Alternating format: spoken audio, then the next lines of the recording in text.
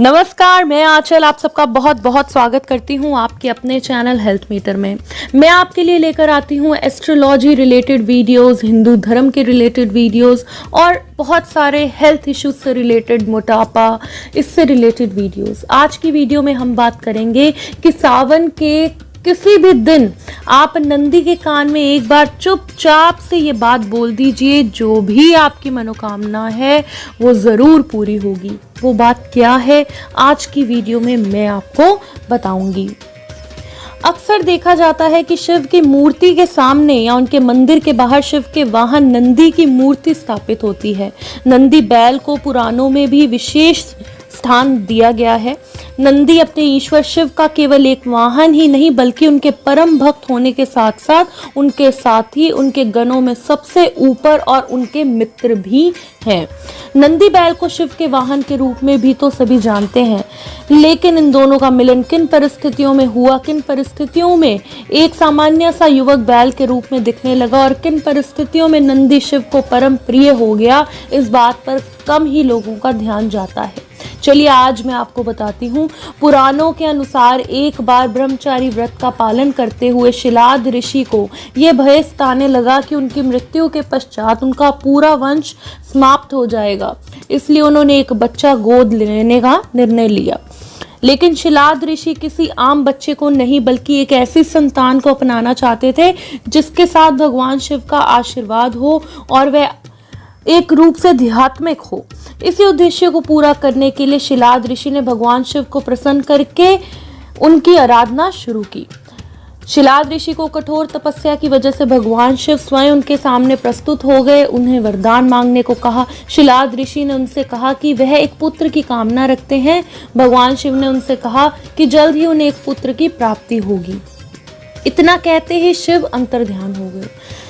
शिलाद ऋषि खुशी खुशी घर लौटे, ये विचार करने लगे उन्हें एक अच्छी संतान मिलने वाली है। अगले ही दिन खेती करने के लिए वह खेत पर पहुंचे, जहां उन्हें एक खूबसूरत नवजात शिशु मिला। वह शिशु बेहद आकर्षक तो था, उसके चेहरे पर एक अजीब सा तेज भी था। इतने में ही उन्हें एक आवाज सुनाई दी, यही तुम्हारी संतान है, इसकी अच्छी तरह पालन पोषण करना। शिलाद ऋषि उस बच्चे को लेकर अपने आश्रम लौट आए और बेहद प्रेम और स्नेह के साथ पालने लगे। इस बच्चे का नाम उन्होंने नंदी रखा, जो बचपन से आध्यात्मिक था और अपने पिता का आदर करने वाला था। शिलाद अपने इस संतान से बेहद प्रसन्न थे। शिलाद ने नंदी को वेदों के साथ साथ नैतिक शिक्षा का भी अच्छा ज्ञान दिया। कुछ सालों बाद शिलाद ऋषि के आश्रम में दो संत पधारे, मित्र और वरुण। शिलाद ने अच्छी तरह उनकी आवभगत की और उन्हें पेट भरकर भोजन करवाया। नंदी ने भी अपने पिता के कहने पर उन संतों का खूब ध्यान रखा और किसी भी प्रकार की शिकायत का अवसर नहीं दिया। जाते समय मित्र और वरुण ऋषि बहुत प्रसन्न थे।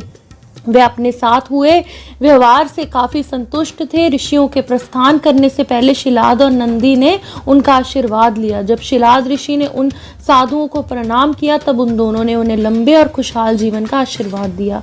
लेकिन जब नंदी ने साधुओं के चरण स्पर्श किए तो दोनों ही साधु परेशान हो गए। साधुओं के चेहरे की परेशानी शिलाद ऋषि ने भांप ली, इसलिए जैसे ही वे आश्रम से बाहर निकले शिलाद ने उन्हें रोककर उनकी परेशानी का कारण जानने की इच्छा व्यक्त की। शिलाद ने उन साधुओं से पूछा, उन्होंने नंदी को लंबी उम्र का आशीर्वाद क्यों नहीं दिया? मित्र और वरुण ने उन्हें बताया कि नंदी अल्प आयु है, उनके पास ज्यादा समय नहीं है। यह सुनकर शिलाद ऋषि चिंताग्रस्त हो गए। नंदी ने जब पिता को चिंतित देखा तो उसका कारण पूछा। शिलाद ऋषि ने नंदी को पूरी सच्चाई बता दी। पिता की बात सुन नंदी हंसने लगे। आश्चर्यचकित पिता ने जब कारण पूछा तो नंदी बोले, पिताश्री, आपने मुझे भगवान शिव की कृपा से प्राप्त किया है। जिन पर शिव जी की कृपा होती है उन्हें कोई संकट छू नहीं सकता। ये कहकर वह पिता का आशीर्वाद प्राप्त कर भगवान शिव की तपस्या करने वन चले गए और तप करने लगे। नंदी का तप इतना कठोर, ध्यान इतना प्रबल और आस्था इतनी मजबूत थी कि भगवान शिव को प्रकट होने में अधिक समय नहीं लगा। शिव ने प्रकट होकर नंदी से वरदान मांगने को कहा। नंदी ने पूरी उम्र उनका साथ मांग लिया। तब शिव ने उन्हें बैल का चेहरा प्रदान कर अपने वाहन के रूप में स्वीकार किया और अपने गणों में सर्वोच्च स्थान प्रदान किया। शिव ने आशीर्वाद से नंदी मृत्यु के भय से मुक्त होकर अजर मजर हो गए। भगवान शिव ने गणों के अधिपति के रूप में नंदी का अभिषेक करवाया। इस तरह नंदी नंदीश्वर हो गए। भगवान शिव ने नंदी को वरदान दिया था कि जहां उनका निवास होगा वहीं नंदी का भी निवास होगा। माना जाता है कि तब से शिव मंदिर में शिवलिंग के साथ नंदी की भी स्थापना की जाती है। इसलिए कुछ भी भगवान शिव से मनवाना हो तो नंदी से बड़ा कोई और रास्ता नहीं है। आप उनके कान में आज जो मैं बताने जा रही हूँ वो कहेंगे और उसके साथ साथ अपनी मनोकामना कहेंगे तो 100% आपकी मनोकामना पूर्ण होगी। वो मंत्र क्या है, चलिए मैं आपको बताती हूँ। सावन के महीने में आप जब भी मंदिर जाएंगे तो नंदी जी के कान में, राइट कान में, सीधे कान में कहेंगे ओम महाकालयम महावीर्य शिव वाहना उत्तमम गन्नामत्व प्रथम वंदे नंदीश्वरम महाबलम। इस मंत्र को कहेंगे और साथ में अपनी इच्छा कहेंगे और उन्हें कहेंगे कि शिव तक आपका संदेश ज़रूर दें ताकि वो आपकी मनोकामना पूर्ण कर सकें।